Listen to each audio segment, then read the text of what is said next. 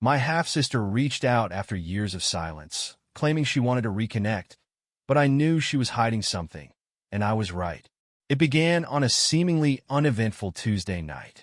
I was knee-deep in assembling a DIY bookshelf, the kind that makes you question every decision you've ever made, when my phone buzzed. I glanced at the screen and froze. Avery. Just seeing the name sent a jolt through me.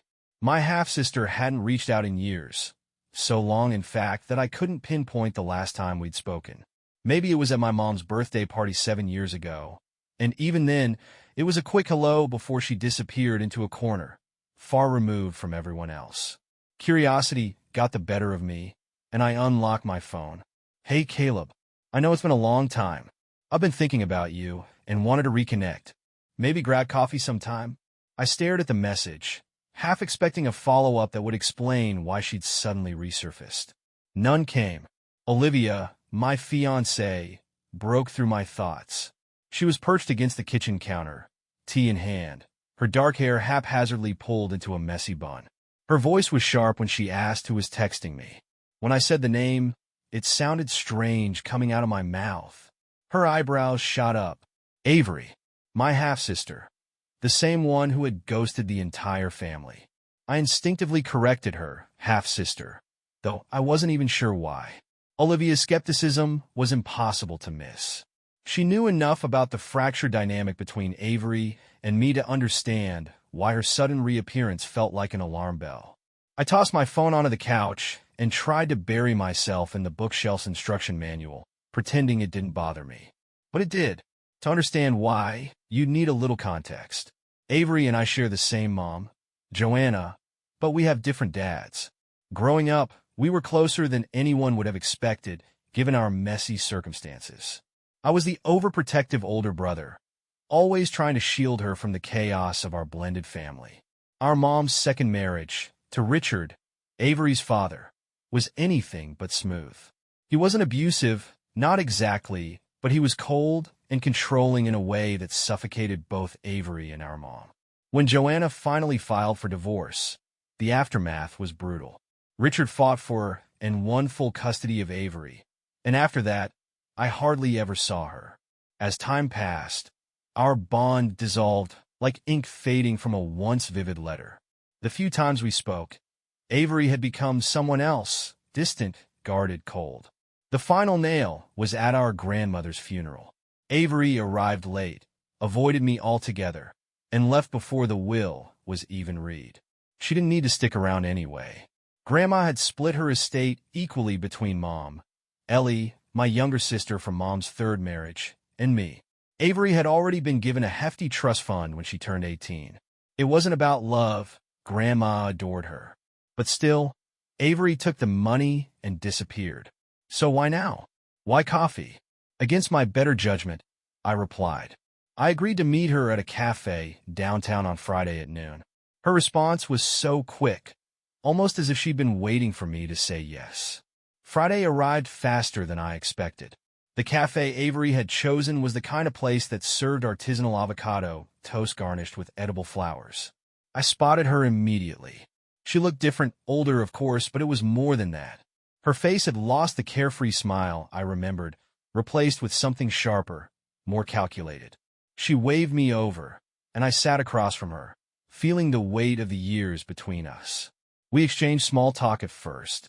She told me about her freelance graphic design work. I mentioned how Olivia and I were preparing for the wedding. But then, the conversation took a turn. Almost casually, she asked about Mom. How was she doing? I told her Joanna was fine, busy helping Ellie with her college applications. Avery nodded, her cappuccino spoon clinking softly as she stirred. Her next question was sharper, more probing. And the family? Everything's stable. It struck me as odd, but I shrugged it off and said yes. The questions didn't stop there, though. She brought up Grandma's house, Mom's health, even the inheritance. She tried to sound casual, like she was just catching up, but it felt rehearsed. Then she mentioned the late cabin Grandma had left me. Her tone was too light, too deliberate when she asked if I still had it. I told her I did. She waved it off quickly, saying she just remembered the summers we spent there. Good times, she called them. But I didn't buy it. It was like she'd been practicing how to bring it up without being too obvious. By the time I left the cafe, my gut was screaming at me that something wasn't right. Olivia's voice echoed in my head. Maybe she wants something. Still, there was a part of me that didn't want to believe it. Maybe I was just being paranoid. Maybe Avery really did want to reconnect. But then, as I drove home, my phone buzzed again. It was another message from Avery. Thanks for meeting with me. It was so great to catch up. I've been thinking maybe we could spend more time together. I really miss the family. I stared at the screen for a long moment before replying, sure. Let's see where this goes. I wasn't sure I meant it, but I knew one thing for certain. Avery wasn't telling me the whole truth. The next time we met, I suggested a casual diner. Something cheaper, more laid back than the last place. Avery showed up 10 minutes late. Her ripped jeans and leather jacket gave her the appearance of someone trying to look effortless, but I knew better. Effort had gone into it. She slid into the booth with an easy apology, and we ordered. The conversation started light. She teased me about my cooking disasters, laughed at how Olivia and I had bickered over wedding colors, and shared a few funny stories from work. It almost felt normal, but as soon as the food arrived, she steered the conversation again. Do you ever think about the old days? She asked, pushing fries around her plate. I admitted that I did sometimes. She said she missed how simple things used to be, how it was you and me against the world back then. That struck a chord. Before everything fell apart, Avery and I had been inseparable. But bringing it up now felt like reopening a wound that had long since healed over. Then she brought up the divorce. She wondered out loud what might have happened if Mom hadn't left Richard. I didn't like where this was going. I corrected her automatically. To me, he wasn't Dad, and I could see the irritation in her eyes when I said it. I didn't know if she missed Richard or just missed the privileges of being his daughter, but I didn't ask. When she started asking about Mom, Ellie, and the rest of the family, I grew uneasy.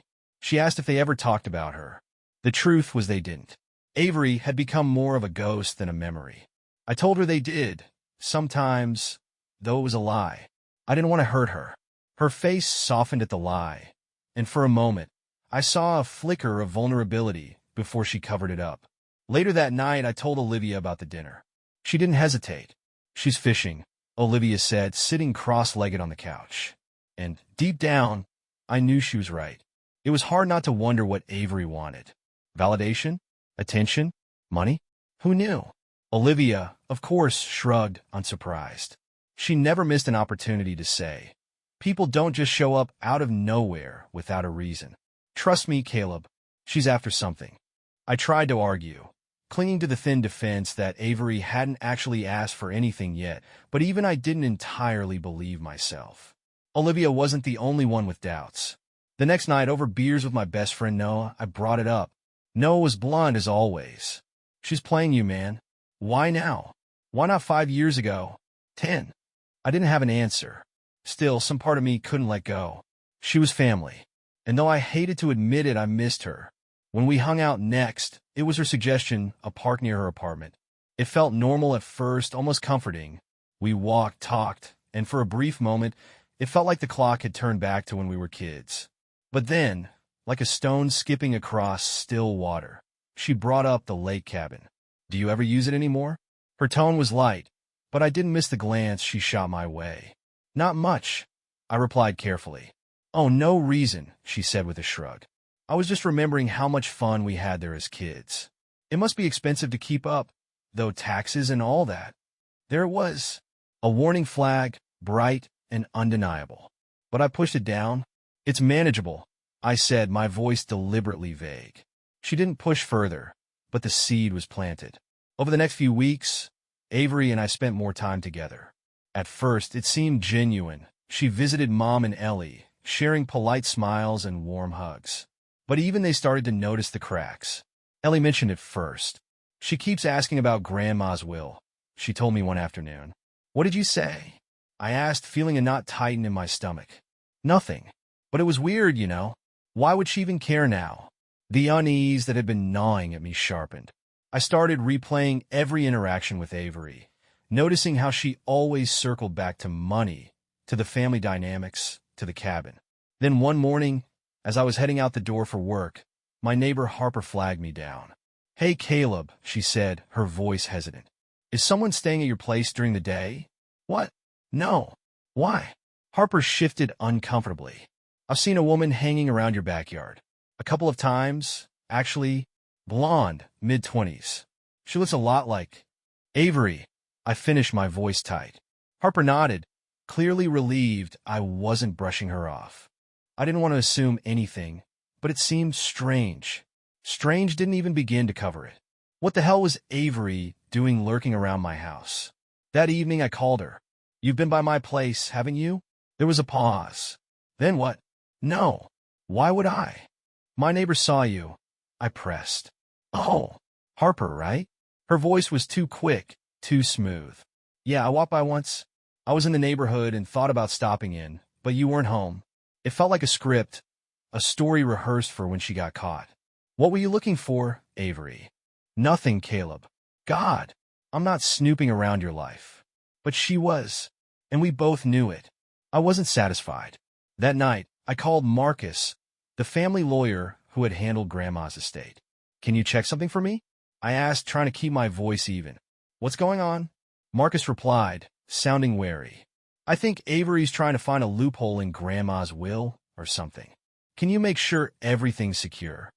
I'll take a look, he said. A few days later, Marcus called back. You were right to be cautious, he said. Avery's been asking about the estate. She called my office last week, Caleb pretending to be you. My blood ran cold. The pieces were falling into place. Avery's sudden return. Her relentless questions. Her lurking around my house. It all pointed to one thing. She was after the money. But why? What had driven her to this? And did I even want to find out? By the weekend, I decided to confront her. I didn't plan on a screaming match. Just a calm, clear conversation. I needed answers. But Avery beat me to it. She showed up at my house unannounced on Saturday afternoon, holding a bakery box in her hands. I brought cookies, she said, her grin a little too bright, a little too perfect. Olivia's out running errands. I told her, stepping aside to let her in. Avery's eyes flickered around the house as she walked in, lingering just a little too long on things. Wow, you've done well for yourself, Caleb. This place is gorgeous. Thanks, I replied flatly, leading her to the dining table. The cookies sat between us, untouched, as I decided to cut straight to the point.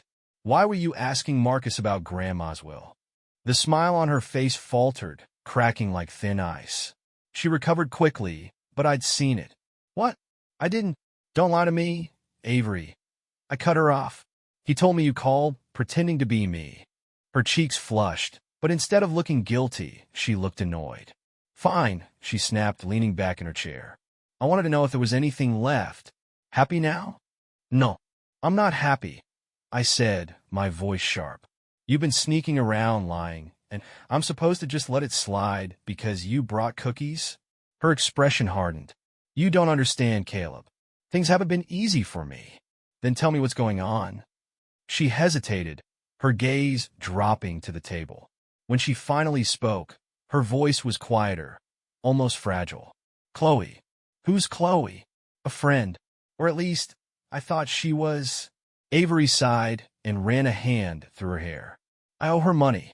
A lot of money. What followed was as messy as I'd expected. After losing her job, Avery had fallen in with Chloe, a supposed friend who had helped her out at first. Chloe had loaned Avery money for rent, bills, and other expenses. Now, she was demanding repayment with interest. It's not just the money, Avery said, her voice trembling. Chloe's connected. She's got people, Caleb. She's been threatening me. I wanted to believe her, I really did. But something felt off. How much do you owe? I asked. 30,000. You still here? 30,000? My voice rose despite myself. How? It doesn't matter. She cut me off, her tone sharp. What matters is Chloe knows about the inheritance. She's pressuring me to find a way to access it. And you thought you could trick me into helping you? She flinched but didn't deny it. After she left, I felt conflicted. If she was telling the truth, she was in serious trouble. But if she wasn't, then she was playing me. I couldn't let it slide. Harper's comment about Avery hanging around my property stuck with me. So I checked the security cameras I'd installed last year after a break-in scare. Sure enough, there she was sneaking around my backyard. But she wasn't alone. Another woman, tall, blonde, unmistakably Chloe, was with her. The footage showed them peering through the windows, whispering.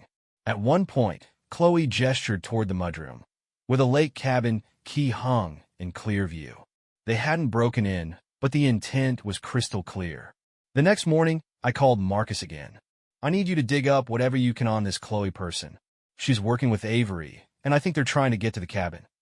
I'll see what I can find, Marcus replied. In the meantime, be careful. If they're willing to go this far, they might not stop at snooping. The warning churned in my stomach like acid. A few days later, Marcus called back with an update. You were right, he said gravely. Chloe's trouble. She's been sued multiple times for fraud and extortion. It looks like she targets people in vulnerable situations, then bleeds them dry. What about Avery? I asked. Do you think she's a victim, or is she involved? Marcus hesitated. That's harder to say. It's possible Chloe's manipulating her. But given Avery's financial situation, she might be more complicit than you think. I didn't know what to do with that. Avery had always been good at playing the victim when it served her, but this felt bigger, darker than her usual antics. Then, the final straw landed in the form of a note Olivia found tucked under our front door. Scrawled in jagged handwriting, it read, Caleb, you have something that doesn't belong to you. Be smart, or I'll make you regret it. Olivia's face was pale when she handed it to me. The note trembled slightly in her hands as she stared at me, wide-eyed. I didn't need to read it twice to know who it was from. It's Chloe, I said, my voice low and grim. She was escalating. We need to call the police, Olivia insisted, her voice rising. And tell them what? That my half-sister and her shady friend are mad about an inheritance? I shook my head. We don't have enough to go on. She threatened you, Caleb, Olivia said, frustration flaring. That's not nothing. I'll handle it. I promised her, though I had no idea how. That night, I called Avery. I didn't wait for pleasantries. I know about Chloe, I said. There was a long pause. Silence stretched over the line before she finally said, What are you talking about? Don't play dumb. I saw the footage. I know you were at my house with her. Avery tried to explain herself, stumbling over words that sounded rehearsed and hollow. I cut her off. I was done with the games. I reminded her of the lies she'd spun, the mess she'd pulled me into, and the con artist she'd brought to my doorstep. For the first time, her voice cracked. She said she hadn't had a choice, but I shot back that there's always a choice. She had chosen betrayal. Her whispered apology sounded sincere, but I couldn't trust her. Not anymore. That night, I hardly slept. Every time I closed my eyes, I saw Avery and Chloe in my backyard, their heads bent together like scheming conspirators. My life was starting to feel like the plot of a cheap crime thriller, and I couldn't decide who the real villain was anymore. By morning, I was done waiting for answers. If Avery wouldn't tell me the truth, I'd find it myself. I started with Harper, my neighbor. She answered her door, looking confused, wearing sweatpants and clutching a mug of coffee. Harper, I need to know exactly what you saw when Avery and Chloe were at my house, I said, cutting straight to the point. Her eyes widened, but she didn't hesitate. I already told you they were in the backyard looking around. Why? Did something happen? Yeah, I muttered, raking a hand through my hair. Something happened. Harper frowned, her gaze distant as she tried to recall. They didn't take anything, at least not while I was watching. But the blonde one, Chloe, I guess? She was in charge. She kept pointing at stuff, giving instructions. Avery looked nervous, like she didn't want to be there. That didn't make me feel any better. Thanks, Harper, I said. If you see anything else, let me know. Her concern was evident as she nodded. Be careful, Caleb. Those two don't seem like the type to play fair. Next, I decided to dig into Chloe's background myself. Marcus had given me the basics, but I wanted more. It didn't take long to find her social media. Her profiles were carefully curated, glamorous selfies, sleek business shots, and motivational quotes about success and hustle. But the deeper I went, the uglier it got. Hidden among the hashtags and stage photos were angry posts and accusations. People claimed she had conned them, run fake business deals, offered shady loans, even resorted to blackmail. Chloe left a trail of destruction wherever she went. And now, she had her claws in Avery. That evening, Marcus called again. "I found something you'll want to see," he said. "What is it?" I asked. "It's an old police report. Chloe was investigated a few years ago for extortion. One of her victims claimed she used personal information to threaten them into handing over money. The case was dropped due to lack of evidence, but get this. Avery's name is mentioned in the report." My stomach dropped. "As a suspect?" "No," Marcus said carefully. "As a witness." She gave a statement, saying she barely knew Chloe, but the victim claimed they were working together. The pieces of the puzzle were starting to fit together, and the picture they painted wasn't good. Avery hadn't just stumbled into Chloe's orbit. She had been orbiting Chloe for years, whether as a victim or accomplice. The next day, I confronted Avery. She looked worn down, like she hadn't slept in days. "Chloe," I said bluntly, "the extortion case. You told the cops you barely knew her, but the victim said otherwise." Her face went pale. "That was years ago," she said weakly. "I didn't do anything wrong." "Then why didn't you tell me?" I pressed. "Why keep hiding things if you've got nothing to be ashamed of?" "Because I knew you wouldn't believe me," she shouted, tears welling in her eyes.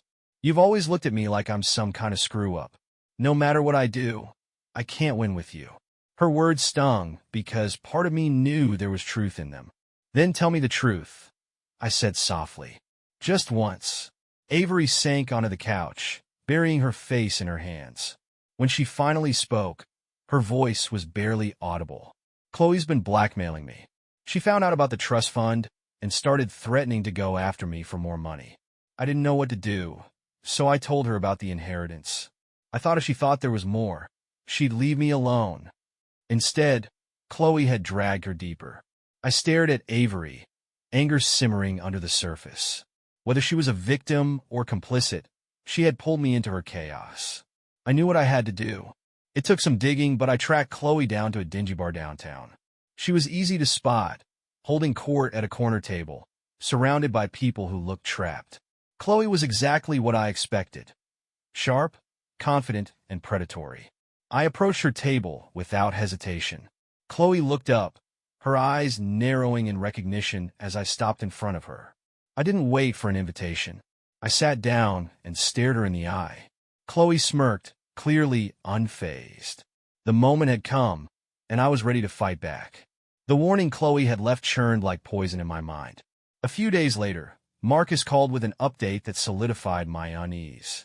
Chloe was worse than we thought. A serial predator who preyed on vulnerable people. Multiple lawsuits for fraud and extortion traced a pattern of manipulation. Marcus confirmed she targeted individuals with something to lose, bleeding them dry under the guise of friendship or business. What unsettled me more was Avery's place in this mess.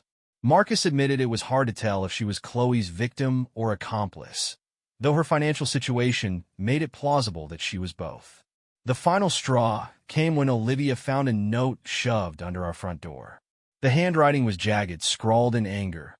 "Caleb, you have something that doesn't belong to you. Be smart, or I'll make you regret it." Olivia handed me the note, her face pale with a fear I hadn't seen before. I knew instantly it was Chloe. She was escalating. Olivia demanded we go to the police, but I hesitated. We didn't have enough to pin Chloe to anything concrete. It felt like a game we were losing, and I just made myself a target. That night, I called Avery. There were no pleasantries.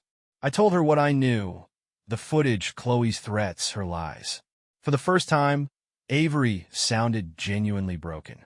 She admitted she had felt cornered, manipulated into Chloe's chaos. But it wasn't enough. Her remorse couldn't undo what had already been set in motion. I spent the rest of the night awake, my thoughts spinning. Chloe's note wasn't just a threat. It was a declaration of war. The next morning, I decided I wouldn't wait for Chloe to make her next move. I called Marcus again and told him to lock everything down, the cabin, the house, every property Chloe might target. If she couldn't touch anything, she'd lose leverage. Marcus agreed, but warned me that Chloe might escalate further. I didn't have a solution for that, only the stubborn determination not to let her win. Noah was the next person I turned to. I knew he'd have my back, no matter how reckless my plan sounded. I explained everything, Chloe's threats, Avery's involvement, the need to shut Chloe down. Noah didn't hesitate. That night, we waited outside the bar where I confronted Chloe before. I had sent her a message earlier, pretending to be Avery and offering a meeting to negotiate. It was a long shot, but Chloe showed up right on time. From the car, I watched her lean against the bar's exterior wall, scrolling through her phone. She looked relaxed, smug even, like she had already won. I stepped out, my heartbeat loud in my ears, and approached her.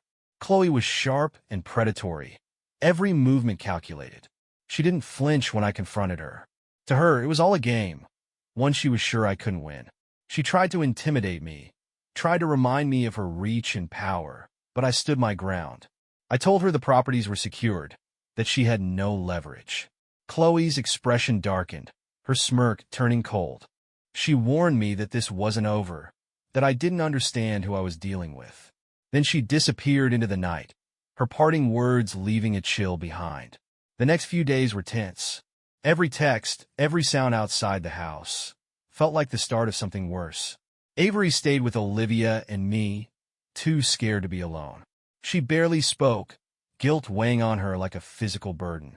One night, as we sat in the living room, she finally broke down. Tears streamed down her face as she apologized for dragging me into this, for trusting Chloe, for being so foolish. Despite my frustration, I couldn't hold on to my anger. Seeing her like that reminded me she was still my sister, flawed and scared, but mine. I told her we would figure it out, but she needed to be honest. No more secrets. The turning point came a week later when Marcus called with news that changed everything. Chloe was already under investigation for another scam. A contact in law enforcement had confirmed her name was flagged in an ongoing case. It was our chance to take her down, but only if Avery was willing to cooperate. I didn't hesitate. It was risky, but it was the only way to end this nightmare. The plan was simple. Avery would set up a meeting with Chloe, pretending to offer her access to the lake cabin in exchange for being left alone. Law enforcement would record the entire exchange and move in once Chloe incriminated herself. It felt dangerous, like baiting a snake, but it was our only real shot. The meeting took place at a secluded park. Avery sat on a bench, visibly nervous, a hidden microphone tucked into her jacket. From the surveillance van nearby, I watched her fidget while I tried to reassure her through the earpiece. Chloe showed up right on time, her confidence unshaken. She sat beside Avery, her body language aggressive and casual all at once. Chloe wasted no time laying out her terms, making it clear that she wouldn't let Avery go until she got what she wanted. She demanded full access to the cabin, intending to sell it to cover the debt. Her voice was calm, confident, but the threat underneath it was unmistakable. That was all the police needed. The officers moved in quickly, surrounding Chloe before she could react. The look on her face shifted from smug disbelief to rage as she was handcuffed and led away. Watching her go felt surreal, a strange mix of relief and disbelief. It was finally over. Avery collapsed into tears as the officers loaded Chloe into the car. She apologized over and over, the guilt she'd been carrying spilling out all at once. I pulled her into a hug, telling her we'd get through it. For the first time in years, I actually believed it. The storm Chloe had brought into our lives had passed, and though the damage remained, it was something we could finally start to heal from.